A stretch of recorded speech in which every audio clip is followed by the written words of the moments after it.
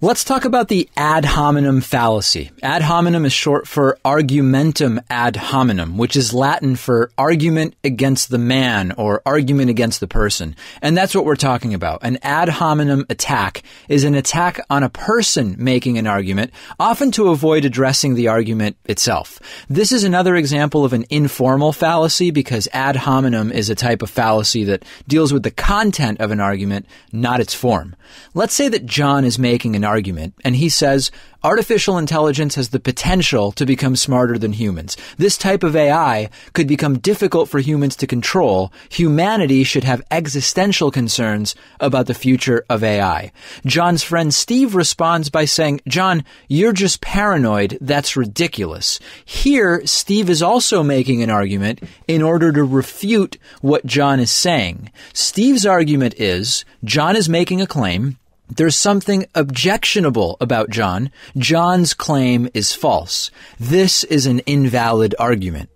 John's character, which is to say whether or not John is a paranoid person, has no bearing on his argument about artificial intelligence, and this is why it's important to understand the ad hominem fallacy. Even if John is what could be described as a paranoid person, this is irrelevant to the soundness of his argument here about AI. There are several different types of ad hominem fallacies. Steve's attack on John was an example of an abusive ad hominem, and this is how most people think of ad hominems. An abusive ad hominem is an attempt to refute someone by saying something bad about them. Another type is the circumstantial ad hominem. This is when someone tries to refute that claim based on what consequences that claim might have for the person making the claim. In this case, a person's perceived motivations or interests are being invoked, despite those things having no relevance to the soundness of that person's argument. Here's an example. This guy is a fundamentalist Christian, so we can't trust what he says about evolution not being real. I'm fallaciously attacking his circumstance as a Christian, and his claims about evolution do indeed warrant their own evaluation and criticism. Poisoning the well is a type of ad hominem where you fallaciously try to refute someone's claim before the claim is even made. Poisoning the well is the use of an ad hominem before the disagreement has even been established in an attempt to discredit one's opponent. Oh, look, Jake Tapper is on TV. I wonder what he's saying. Probably just lies. Everyone knows he's just fake news.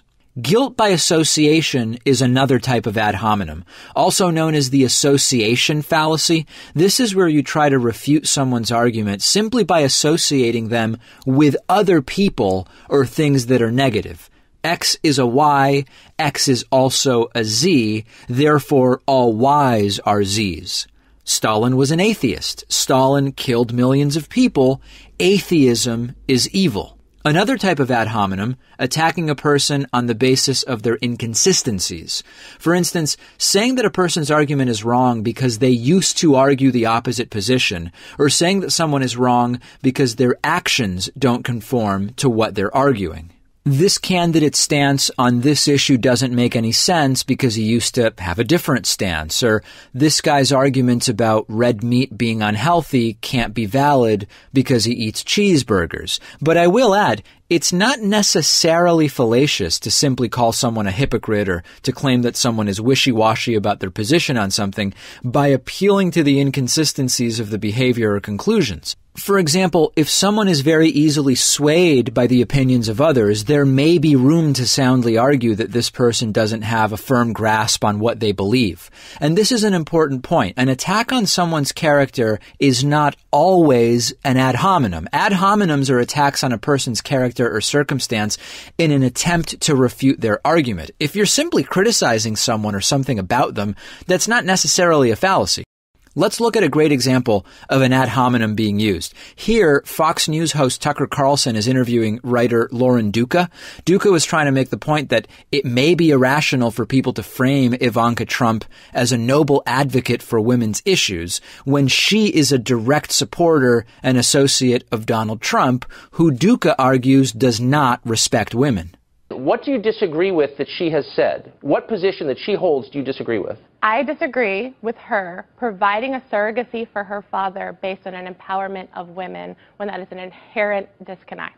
I don't think the ad hominem is by Duka. There is no guilt by association fallacy here because Ivanka is an ally of Donald Trump, and one could say that who Ivanka's political allies are and who she supports might be relevant to whether Ivanka deserves an image as a commendable or effective advocate for women. But that's not what I want to talk about. The ad hominem comes with Tucker Carlson snidely insinuating with his tone that Lauren Duca is just not credible enough to comment on any of this because she was also writing for the magazine Teen Vogue. Here is your description of the Trump administration. You wrote this piece in Teen Vogue, which I guess you write for. Oh, which you guess I write said- for? Yes. That's not fake news. That's real news. I write for, you guess? Oh, you guess, Tucker? You guess?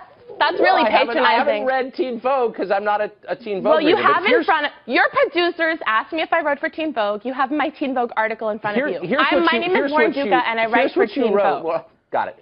Before that point in the conversation, Duca had sort of pushed Carlson into a corner with her arguments. Maybe Tucker Carlson was feeling like he didn't have any more sound arguments to use against Duca. I don't know.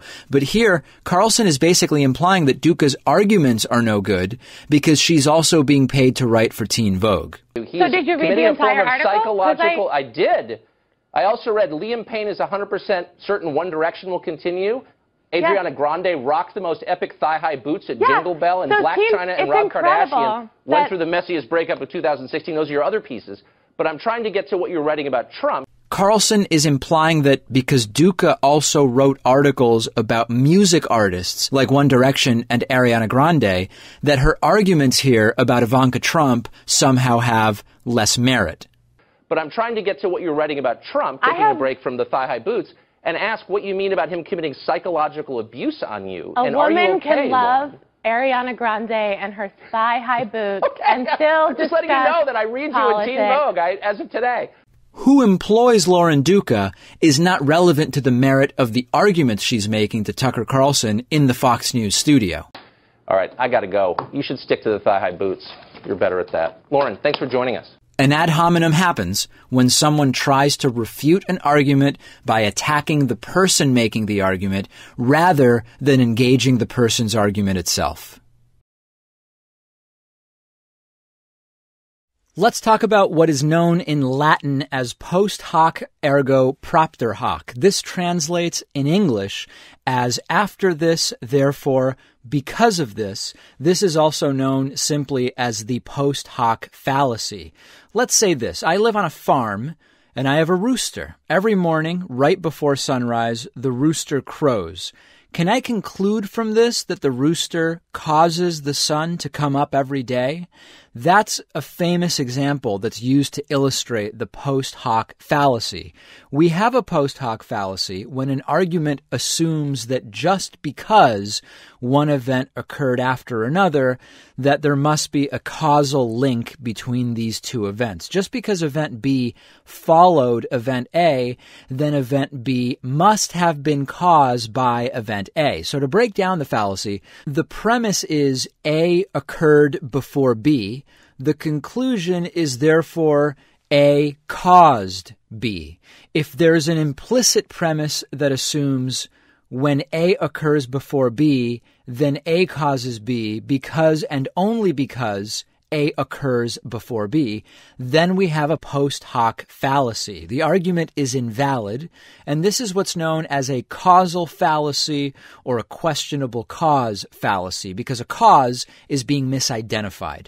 In order to make this argument valid, we would need to take that implicit premise and replace it with actual reasons why A causes B. A causes B because X, or because Y, or because Z. Then it might be safe to say that A causes B. Obviously, a given event can be the cause of another event that closely follows, but not merely because it occurred first.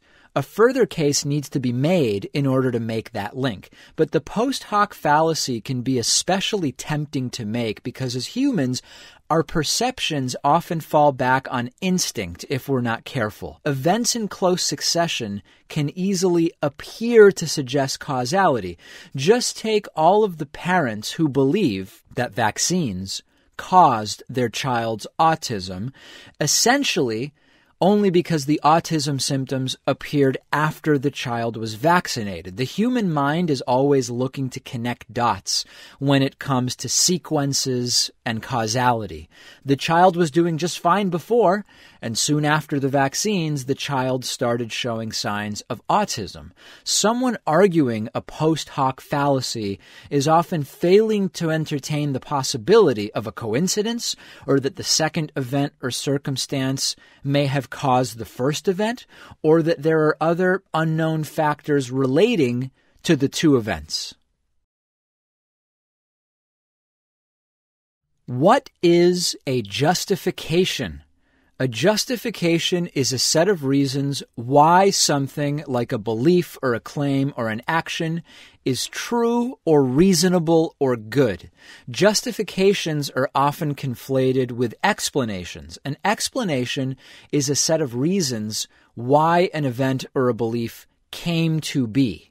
Think back to my video on normative versus descriptive claims. A justification attempts to make normative sense of something. A justification tries to rationalize whether something has a certain quality or adheres to a value. My claim is true. It has the quality of trueness and adheres to the value of truth because of A, B, and C. An explanation tries to make descriptive sense of something. An explanation tries to describe how something came to be based on objective facts. This event happened because of X, Y, and Z. So let's say this. I say to you, why is God real? Justify the existence of the Abrahamic God. And you say back to me, that's just how I grew up. My parents are Methodist. I always went to church, so it's what we believe. This is not a justification for the belief in the existence of God or a justification for the trueness of Christian and Methodist beliefs. It's an attempted explanation of how you came to believe what you believe. An actual attempt to justify the existence of God might be for you to start talking about, I've seen God perform miracles. The universe can't come from nothing. Here's some direct historical or archaeological evidence for the resurrection of Jesus, etc. Sometimes a justification for an event can use some of the same facts that would be used to explain that event, but justifying and explaining are still different because a justification is always going to make normative appeals, while an explanation is merely descriptive. And that is the difference. Defending why something is true or good versus describing how something happened. Someone making an appeal to authority asserts that an argument, like their own argument or someone else's, is good or bad, or that a claim is true or false because an authority, or someone they're claiming is an authority, says it's true or false, or good or bad. The supposed authority could be a person, a book, an organization, or any other source of information, and this can be done in a totally proper way. Much of the time, there's absolutely nothing wrong with doing this. Plenty of sources are actual qualified authorities on whatever topic, but where you run into trouble and your appeal to authority becomes fallacious is when there's good reason to think that your source is not necessarily reliable as a source of information on the topic at hand. Let's consider this conversation. Mike told me Beethoven was heavily influenced by Mozart. So what? What does Mike know? He has a PhD in musicology. This would probably make Mike a reliable authority on this topic. What if the conversation went like this?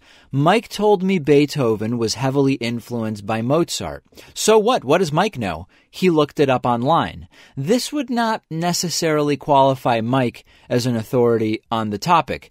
An appeal to authority assumes this type of implicit premise. Almost anything that X says about Y is probably true. If we don't have good reason to think that this premise is true, then it's a bad appeal to authority, a fallacy, and the ensuing argument cannot be sound.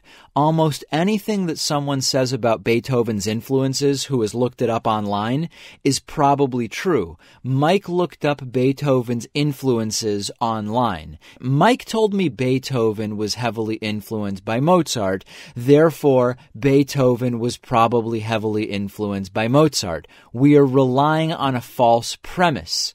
But let's replace the first premise with almost anything that a PhD musicologist says about Beethoven's influences is probably true. Now we're working with true premises, but notice that I'm saying in my premise, anything or almost anything that X says about Y is probably true. What an expert on a topic believes about that topic is not necessarily true, but we can say that it is probably true if it's established that the expert is reliable. Experts don't necessarily decide what's true. They merely report on findings in order to tell you what is probably true. And if they discover contradicting evidence, they'll report something else. But determining whether a source is an authority can be tricky. Different people and different audiences have different assumptions about who's reliable on which topics. Let's say we're talking about a scientific expert making a scientific assertion.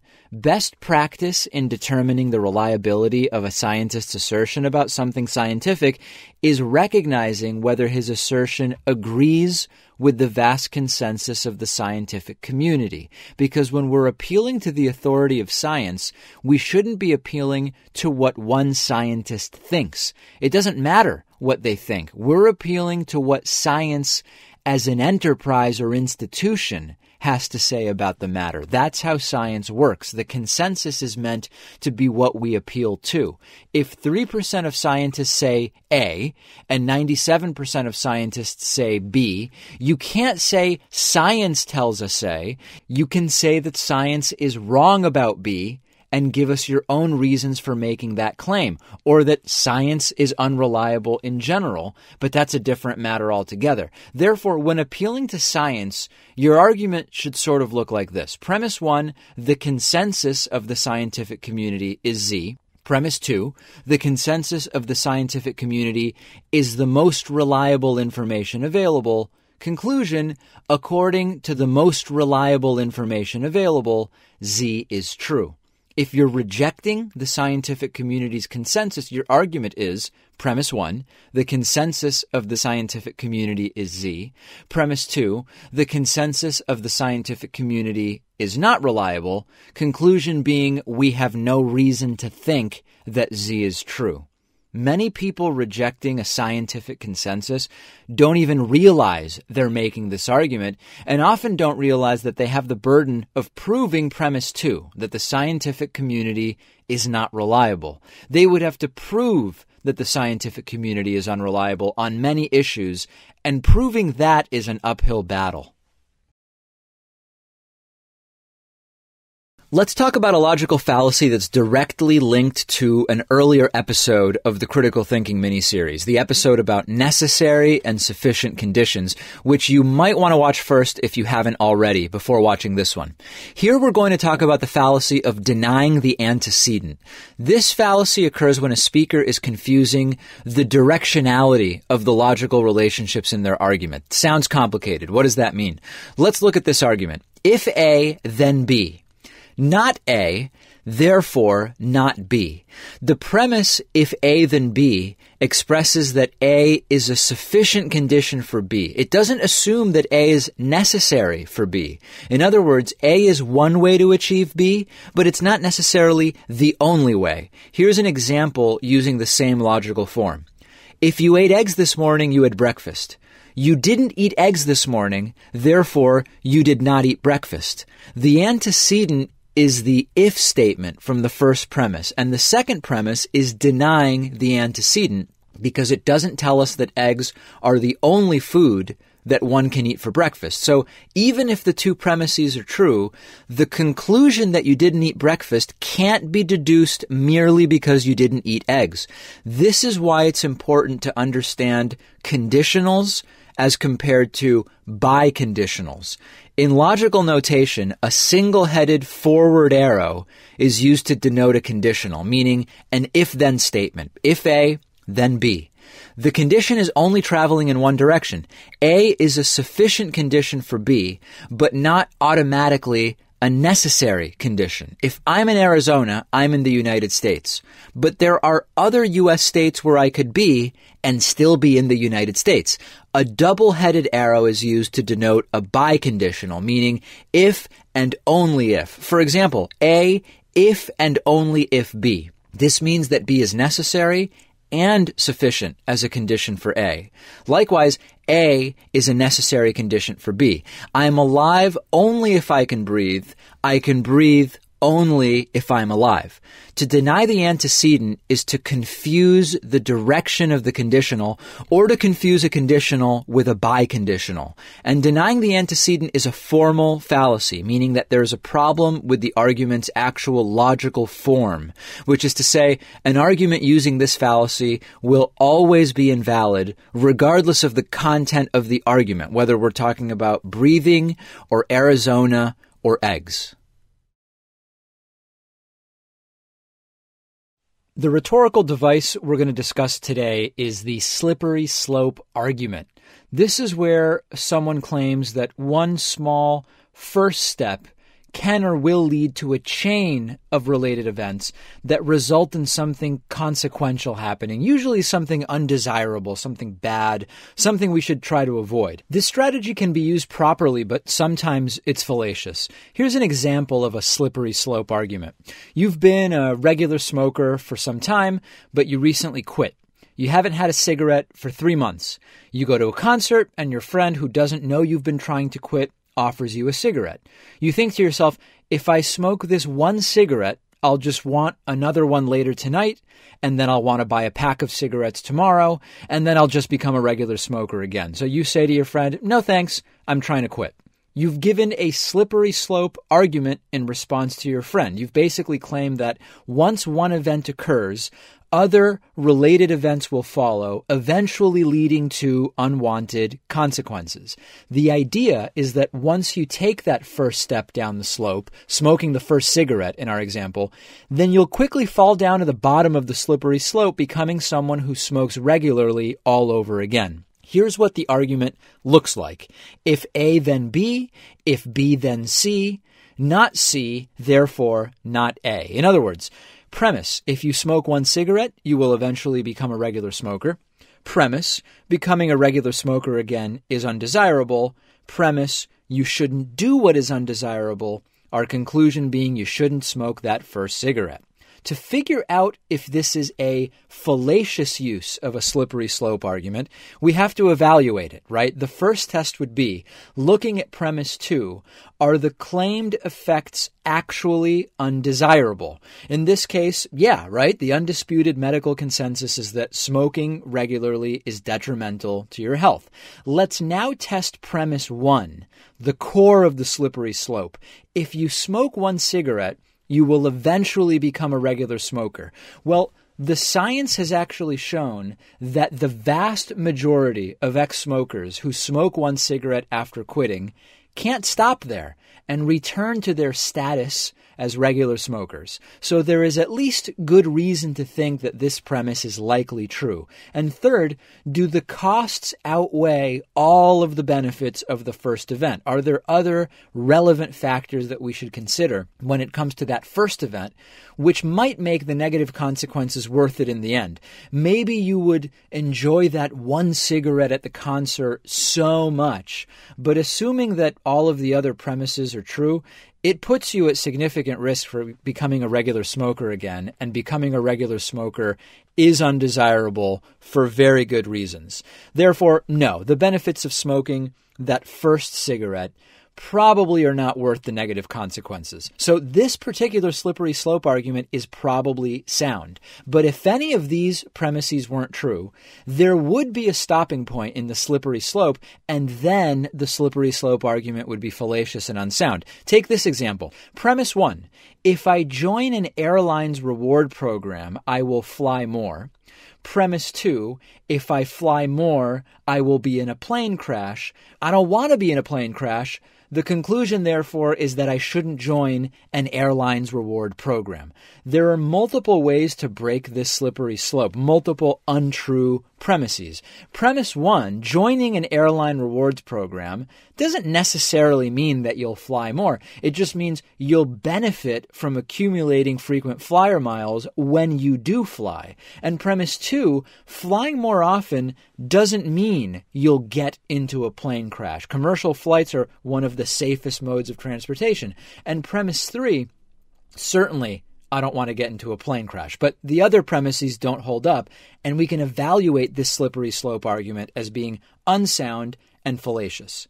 Assessing the strength of slippery slope arguments is not always this black and white. You've got to take into consideration the probability that each of the premises is true in evaluating the overall soundness of the argument, especially because slippery slope arguments aren't always intended to be strictly valid, which is to say, if A then B, if B then C. Many people arguing a slippery slope are merely intending to say that this is a likely succession of events. So you have to ask yourself, how likely is it that B will follow from A and C follow from B?